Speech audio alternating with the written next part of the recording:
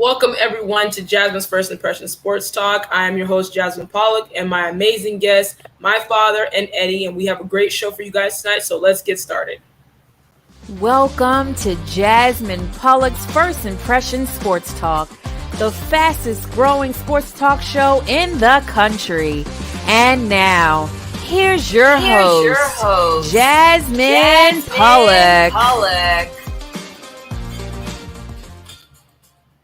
Welcome back, everyone, to Jasmine's First Impression Sports Talk. And tonight we want to start off with, and we're going to start with you, Dad. Who is the best receiver or group of receivers you think right now, and what does it take to be a good wide receiver? Well, first and foremost, this was a tough one for me because I'm going to have to go with the group down in Tampa Bay, and it's simply not because I'm a fan, but just because of the production you've seen in the first 2 weeks. I mean, 9 touchdown passes thrown by Brady. And, I think when it's said and done, it's going to be Mike Evans with it being razor thin between him and Antonio Brown, even Godwin coming in there. But I think that Mike Evans poses a matchup on all different fronts. He's a guy that can high point the ball. He's not the best route runner. But when he gets out there, he can stretch the field as well. He's just a big guy, and he's deceptively fast. Now, as far as being a great receiver, I think that one of the biggest keys is route running. If you look at your top guys, even the guys who are not the fastest, their route running is what separates them. Like Antonio Brown has to be probably, if not the number one, but in the top 5 of route runners in the league, because that creates separation. It shows discipline, and it also shows a level of professionalism from that receiver being able to run those routes, and it really puts the defense on their heels because it's harder to cover a person who's technical that way, who has good footwork, and I think Antonio Brown, is that guy when it comes to that. So I think the number one thing is being able to run route. Of course, you got to catch your receiver. Yeah. But I think these guys are good enough to catch, but I think the route running sets some guys apart. I agree. Even right now, with being that I'm in flag practice too, it's so important to know how to route run, and I'm still trying to learn that process. It's not as easy as just quarterback throws, receiver catches. You have to create separation. You have to do things like that to give yourself a chance to get up the field, catch the ball, and stuff like that. But for me, I can't pick like a group of receivers because I think there's so many, like you said, Mike Evans, Antonio Brown, Godwin, and of course my guy Devontae Adams and Robinson in Chicago. Of course Odell. Although there's so many great receivers, even the young receivers like Jalen Waddle coming from Alabama, who's in Miami. Devontae Smith, the Heisman Trophy winner. There's so many great receivers out there that I feel that just they bring something different to the game that. You can see like one day somebody may have a spectacular catch. One day somebody could be flying down the field. It's just amazing to see. But going to you, Eddie, who is your guy far as the number one receiver in the league to you? Number one, like the number one, I'd have to say it's DeAndre Hopkins. Like if there's one guy that I would have to take, it would have to be D-Hop. I like Tyreek Hill is frustrating to me because he's so small and he just happens to get open all the time. He's so fast, and you put the ball in his hands and he's done. But for pound, I think DeAndre Hopkins he'll get a ball, he'll go get a ball, he'll always be open. He's one of those guys. Like one of my criteria for a wide receiver is you catch everything near you, and he's that guy. He does that. I mean, you can count on him. Stephon Diggs is solid too. Devontae Adams is near. Well, he was stoppable last week, but he's near unstoppable. But those guys, like the elite receivers, they don't have bad games like that. Like that's not on them. That's definitely either the defense or the scheme or whatever. But you generally don't see a top tier receiver get shut out like that. Julio Jones is a great receiver. As far as like wide receiver core, I think Tampa has the most experienced one. But you look at Dallas before Michael Gallup went down, and they had 3 pretty good ones with a receiving running back. there's a lot of young potential out there. Couple of years, the Chargers can be fantastic. Yeah. With Keenan Allen is like the older guy, but I know Mike Williams is there, but there's this kid Jalen Guyton who was just a deep threat last year.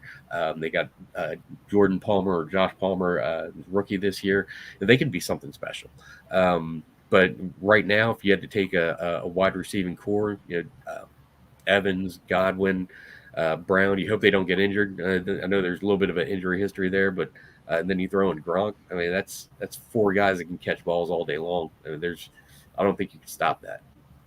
And not to mention in Tampa too, they have guys that can rotate. You have Scotty Miller, you have OJ Howard, Braid. You have all those guys there that can also catch the ball behind those. So if one guy goes down, there's another guy stepping in. So it's really cool. Also, we forgot to mention up there in Seattle with Tyler Lockett and DK Metcalf. Those are some of my favorite guys too. So it's just amazing to see the older guys, like when you see Larry Fitzgerald, guys like that who are still playing at a high level, who's still, being that presence in the locker room. Like, it's amazing to see how long Larry Fitzgerald has been in the league. But Dad, what is your take on Larry Fitzgerald? We don't really mention him a lot, but his tenure being in the league for that long, what do you have to say about him? Well, I would say Larry Fitzgerald, to be honest with you, even though I'm not a Cardinals fan, he's one of my favorite people in the NFL. The guy has always been a class act. He's a professional, and the guy just produces year in and year out. And you can't do anything, but I hope the one year, I forget the exact year, when they were very close to, winning, getting to the Super Bowl, winning the Super Bowl, you were hoping that he could at least get a ring because he poured his heart and soul into that team and that organization. And obviously the organization believes in him as well because he's now, they're pouring his heart and soul in there as well. So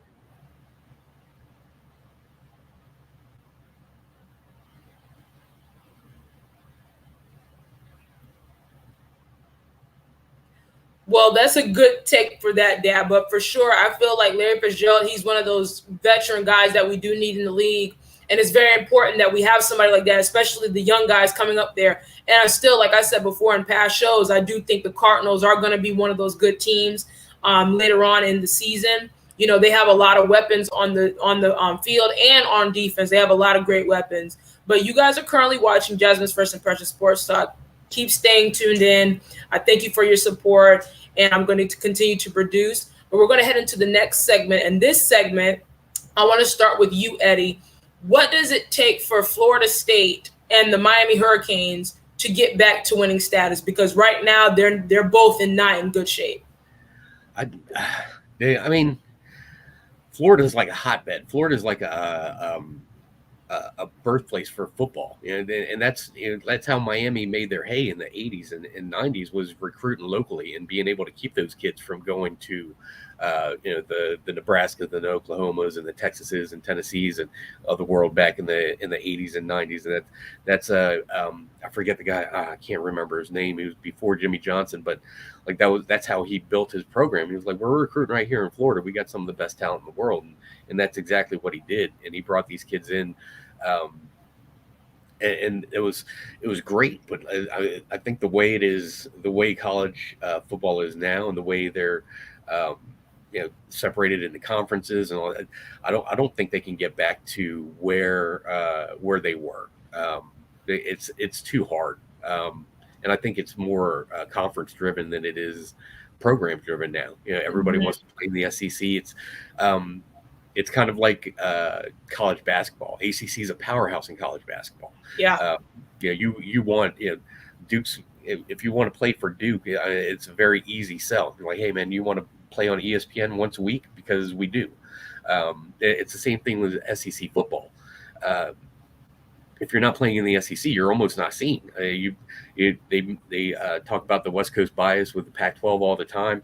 It took Oregon coming into Ohio State to get some national recognition. So I think the way the conferences are structured, I don't think Miami and Florida State can get back to where they were. It kind of stinks because before they joined the ACC, when they were still a Big East, I think that's when they were really making their hay. And joining a big conference and breaking up the Big East like that, I think kind of sank their programs. I agree. And even though I'm a Gators fan, so, Florida State and Gators don't, but it is unfortunate to see that you have some of these teams like Florida State, like the Miami Hurricanes, who've drafted so well in the past. There's so many guys. And then, of course, Florida, there's so much talent here in Florida. And it's sad now that, a lot of those teams, either they're going to Ohio State, Clemson, or mainly SEC for sure. Like, definitely, when you look at Alabama, how they produce a lot of things like that, and just how they produce so much talent. It's crazy. It's crazy how Alabama is able to just, even now, like even watching the game, when we played them this past Saturday, it's just crazy how they produce so many great receivers at one time. Like, even though they had a great receiving core last year, there's another guy stepping in, and then another guy. So, I think right now, even though I don't like Alabama, they're it right now. That's the team to beat. Like, and Nick Saban, he knows how to get those boys prepared for the big leagues. He knows how to recruit, obviously, and those guys want to go play in Alabama because they have a high chance of getting in there, being a top pick. But Dad, for you, being that you're a Florida State fan, what do you think the issue is right now? What do you think needs to happen in order for the culture to get back to what it used to be?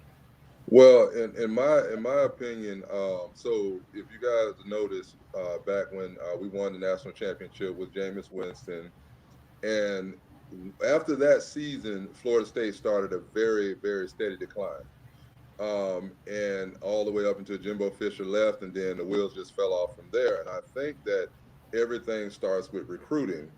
And for me, I think the program has fallen into, I'm not exactly sure what the problem is, but I think they've fallen in a situation where we're not getting, we still got the talent at skill position. Yeah, we got some of those guys, but when it comes to the defensive line, to those, offensive line, I think we're losing out in some of the recruiting in some of those areas, even the linebacking core, defensive backfield.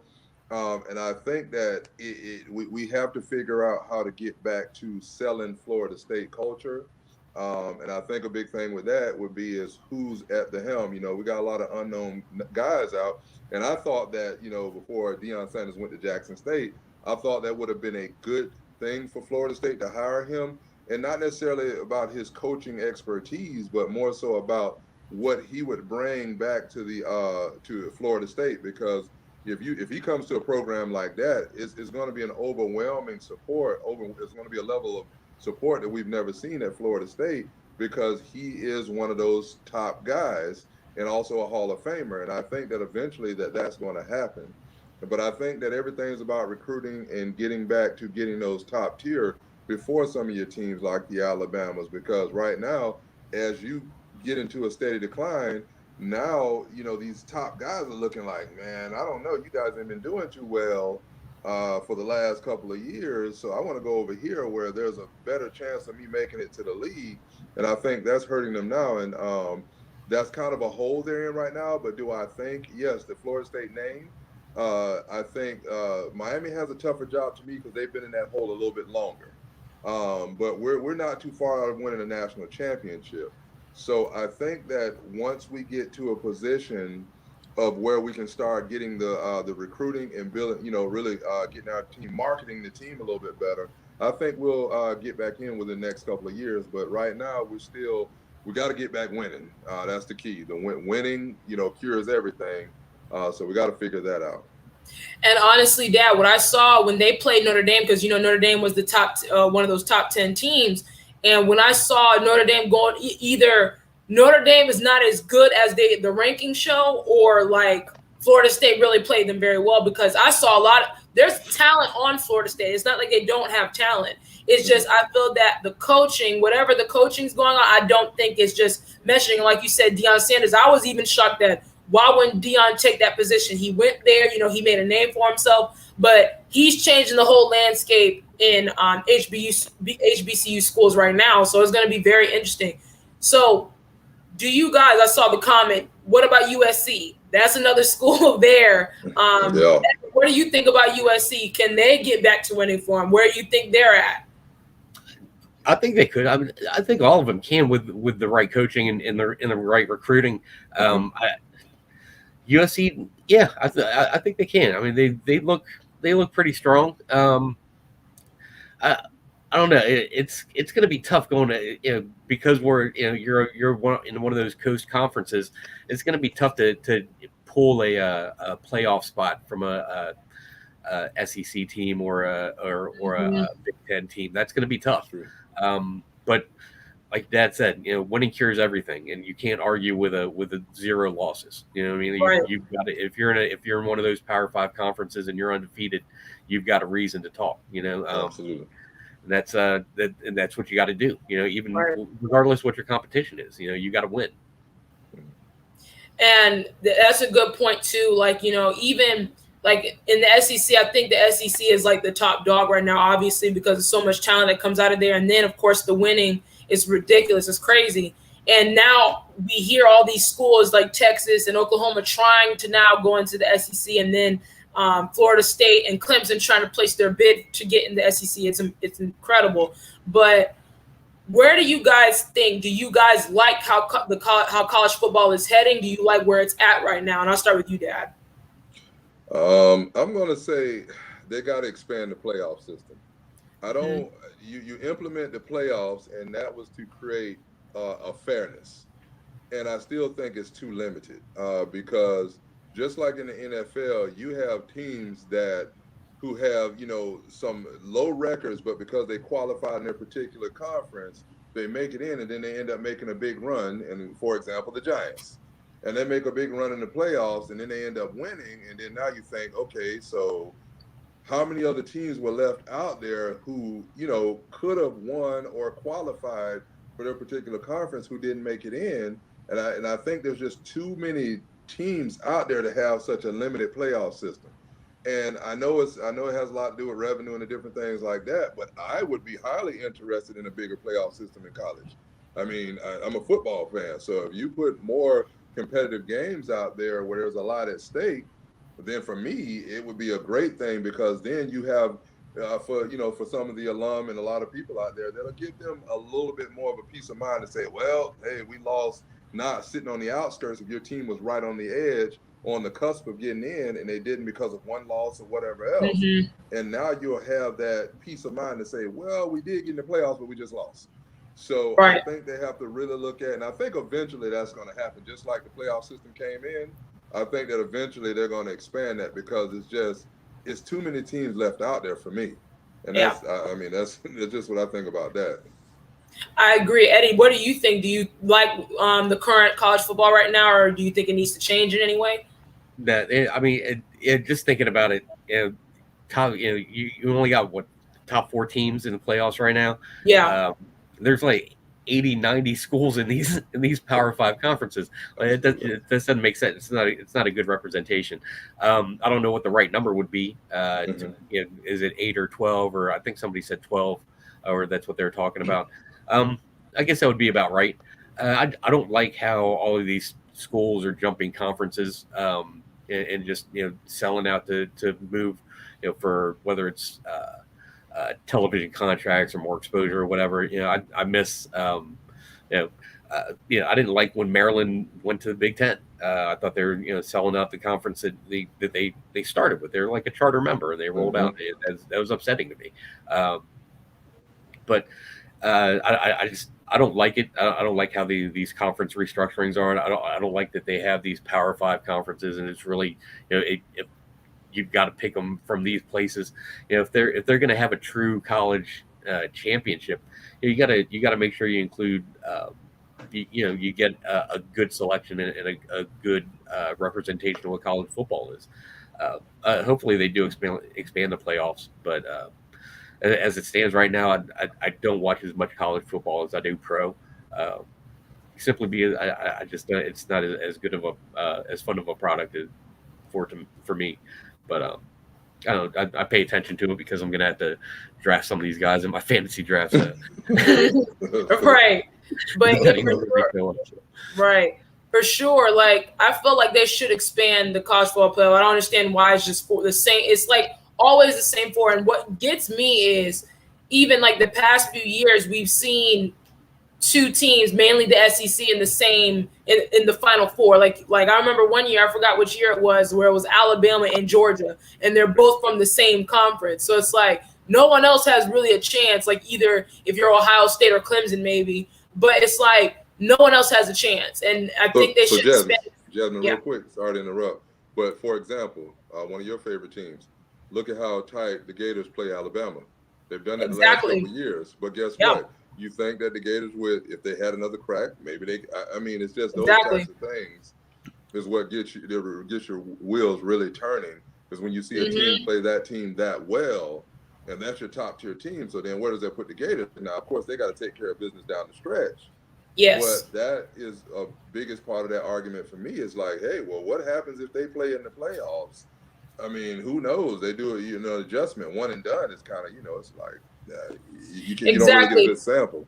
Right. And even with like us losing by 2 points to the number one team in the country, that should I feel like we should still get bumped up even more. Like, I mean, a lot of teams don't play Alabama that well. Anyway, I think the past few years I've noticed that my team, we play LSU a bit, like when Burrow was there, we played them well. And then Alabama last year in the SEC championship, but we have to beat Georgia in order to have that whole conversation to get a rematch with Alabama in the SEC championship. But it's like, even that, there's so many teams that I feel like deserve a spot. Like, even if they're like terrible, like, like I know they're not going to beat Alabama, just put them in there just for the, like that one year when UCF went, like, I think undefeated.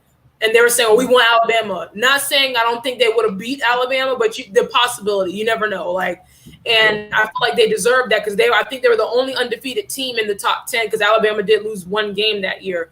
But it's like, what do? They need to expand it. But that wraps up tonight's show, you guys. Thank you so much for joining me, Dad and Eddie. It's always a pleasure. Thank you guys for tuning in. Thank you, Jay. Thank you, Leon, for producing. And hopefully we see you guys next week here on Jasmine's First Impression Sports Talk on Mondays at 8 p.m. Let's look into week 3 of college and look into week 3 of the NFL. Have a good night.